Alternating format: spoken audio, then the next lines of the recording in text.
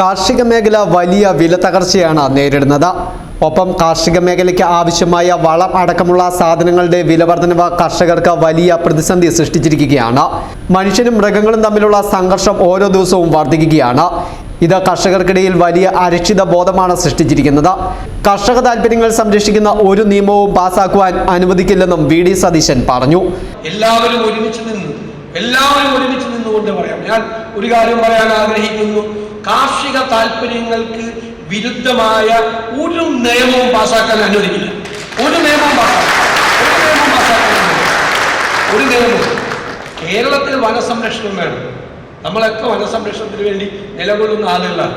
പക്ഷെ 29% വനം കേരളത്തിലുണ്ട്. ആ വനങ്ങൾ സംരക്ഷിച്ചോട്ടെ.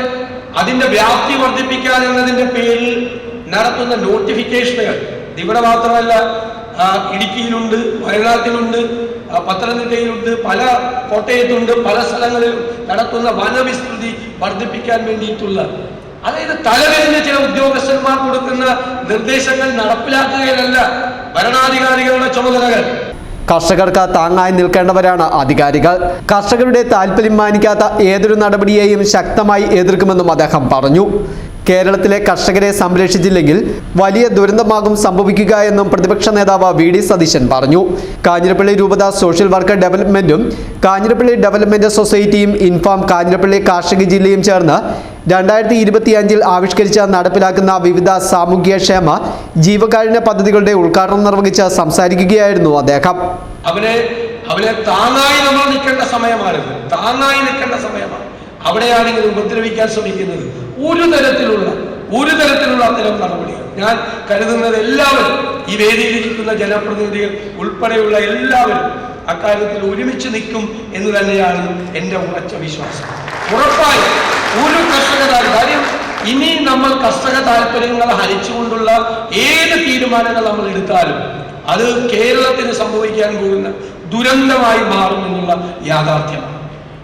സന്മനസ് ഉള്ളവർക്ക് സമാധാനമെന്ന പേരിൽ പൊടിമറ്റ സെന്റ് മേരീസ് പാരിഷ് ഹാളിൽ വെച്ച് നടന്ന സമ്മേളനത്തിന് കാഞ്ഞിരപ്പള്ളി രൂപത അധ്യക്ഷൻ മാർ ജോസ് പുളിക്കൽ അധ്യക്ഷത വഹിച്ചു.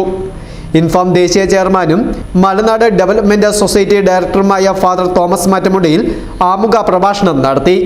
മലനാട് പ്രകൃതി പരിപാലന പദ്ധതിയുടെ സമാരംഭം കാഞ്ഞിരപ്പള്ളി രൂപത വികാരി ജനറൽ ഫാദർ ജോസഫ് വെള്ളമറ്റവും, മലനാട് എഡ്യൂക്കെയർ പദ്ധതിയുടെ സമാരംഭം ഡോക്ടർ എൻ ജയരാജും, മലനാട് ഓക്സി ബ്രീത്ത് പദ്ധതിയുടെ സമാരംഭം മാണി സി കാപ്പൻ MLAയും, സ്വാന്തനം കരുതൽ പദ്ധതിയുടെ സമാരംഭം വികാരി ജനറൽ ഫാദർ കുര്യൻ താമരശ്ശേരിയും, സഫലം പദ്ധതിയുടെ സമാരംഭം വാടൂർ സോമൻ MLAയും, ഹൃദയപൂർവ്വം പദ്ധതിയുടെ സമാരംഭം വികാരി ജനറൽ ഫാദർ ബോബി അലക്സ് മണ്ണംപ്ലാക്കലും, മലനാട് ഫാർമർ കെയർ പദ്ധതിയുടെ സമാരംഭം അഡ്വക്കേറ്റ് സെബാസ്റ്റ്യൻ കുളത്തിങ്കൽ MLAയും, മലനാട് ആശ്വാസ് ക്യാൻസർ കെയർ പദ്ധതിയുടെ സമാരംഭം Kerala social service forum director father Jacob മാവുങ്കലും നിർവഹിച്ചു.